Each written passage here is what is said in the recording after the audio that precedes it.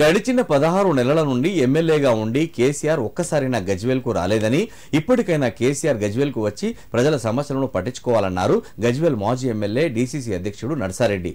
లేకుంటే కేసీఆర్ ఎమ్మెల్యే పదవికి రాజీనామా చేయాలని డిమాండ్ చేశారు.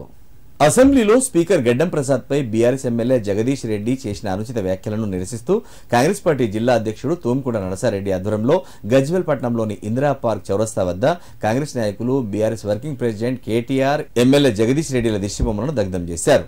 ఈ సందర్భంగా నర్సారెడ్డి మాట్లాడుతూ ఒక దళిత స్పీకర్ పట్ల బీఆర్ఎస్ ఎమ్మెల్యే జగదీష్ రెడ్డి మాట్లాడిన తీరు సరికాదన్నారు. దళితుల్ని సీఎం చేస్తానని హామీ ఇచ్చిన కేసీఆర్ కు దళితులంటే చిన్నచూపని, అందుకే దళిత బిడ్డ స్పీకర్ గా ఎదిగితే బీఆర్ఎస్ నేతలు చూసి ఓర్వలేకపోతున్నారన్నారు.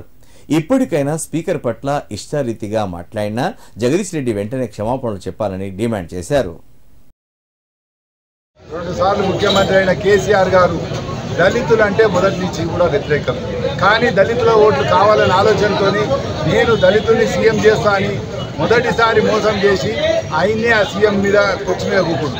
కానీ తర్వాత వచ్చిన కాంగ్రెస్ ప్రభుత్వం ఒక దళిత నాయకుని స్పీకర్గా చేస్తే ఆ స్పీకర్కు కుర్చీలో కూర్చుంటే ఈ టీఆర్ఎస్ నాయకులు ఏకవచ సంబోధనం చేసాడు మన జగదీశ్వర్ రెడ్డి. ఇదంతా కూడా ఎందుకంటే టీఆర్ఎస్ పార్టీ వాళ్ళకు మొదటి నుంచి కూడా దళితులంటే వాళ్ళని ఒక చిన్న చూపు చూడాలి, దళితులంటే అంటరాని వాళ్ళు దూరం ఉండాలని. మరి అసలు దళిత బిడ్డనే ఇవాళ స్పీకర్ కుర్చీలో కూకుంటే ఓర్వలేని తరం ఈ టీఆర్ఎస్ వాళ్ళ నాయకులది. మా యూత్ కాంగ్రెస్, తెలంగాణ యూత్ కాంగ్రెస్ తరఫున జగదీశ్వర్ రెడ్డి గారికి వార్నింగ్ ఇస్తున్నాం. జాగ్రత్త, మాటలు తిన్నగరాని అదుపులో పెట్టుకొని మాట్లాడు. ఎట్లా పడితే అట్లా నాలుగు ఉంది కదా, ఎట్లా పడితే అట్లా మాట్లాడితే సంగతి చూస్తాం. యూత్ కాంగ్రెస్ వాళ్ళు ఉన్నాము. ఆల్రెడీ మీ కేసీఆర్ని దింపే మేము గద్దెక్కిన వాళ్ళమి. నీలాంటి ఒకరిని దింపుడు మాకు లెక్క కాదు. కేసీఆర్ గారు, కేటీఆర్ గారు జర మీ ఎమ్మెల్యేలని ఎట్లా మాట్లాడాలి ఏంది అని ప్రిపేర్ చేసి తీసుకురండి.